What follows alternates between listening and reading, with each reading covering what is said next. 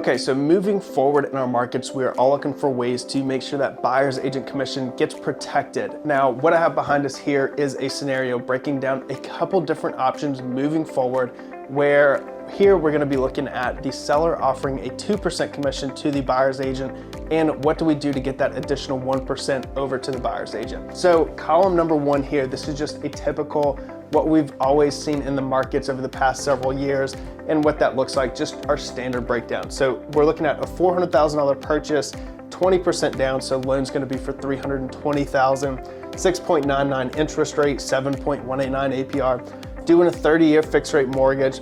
So total monthly payments here with insurance, property taxes, that buyer's looking at $2,831 a month. And total cash to close here would be $94,343. Now, what this covers is that 2% direct to the buyer's agent from the seller. What do we do with that additional 1% to the buyer's agent? Well, column number two here is what we look at as the easiest option from our side of things. Now, I understand this can be the most abrasive or most difficult for a lot of buyers in the market, but let's throw it out there as an option. So everything is going to stay the same as far as the loan goes, and all we're doing is bringing that additional 1% to make the buyer's agent whole as cash from the buyer to the closing, okay? So loan, everything stays the same, monthly payments are the same loan amount, and all they're doing, in this case, 1%, $400,000 purchase price, that's $4,000. They're just bringing that to their total cash to close at the closing, brings them to $98,343. Again, that's the easiest, simplest solution. Not all buyers have that ability to do so, and that's where columns 2 and columns 3 and columns 4 come into play, okay? So column 3 here, what this is us building in that additional 1% to make a full 3% buyer's agent commission. That 1% going into the sales price of the property. So sales price, purchase price going to $404,000. Loan amount's gonna bump up, still keeping that 20% down payment to $323,200. Protecting the rate there, APR, 30-year fixed rate mortgage. Notice monthly payments here are gonna go up to $2,856 a month.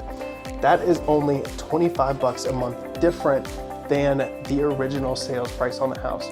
So for $25 a month, building in that commission. Cash to close, $95,170. That's the new 20% down closing cost prepaids, okay?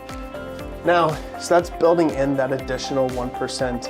What happens if we have that commission gap, that appraisal gap, where we up the purchase price of the property and heaven forbid that appraisal come back in at the original sales price or even lower? So bumping that purchase price back to $400,000, the original sales price, say that's where the appraisal comes in. Well, we've got options, okay? So what we're gonna do, we're gonna keep the loan amount the same as if we had built that into the commission itself, protecting the interest rate there. APR is gonna bump up a bit, 30-year fixed rate mortgage. Notice the key here. We're keeping that monthly payment the exact same in this scenario as if we had built in that commission to the sales price itself. And lastly, the way we do this, cash to close is gonna bump up about $1,000 in this scenario to $96,172. So monthly payments, still only $25 more than our original scenarios.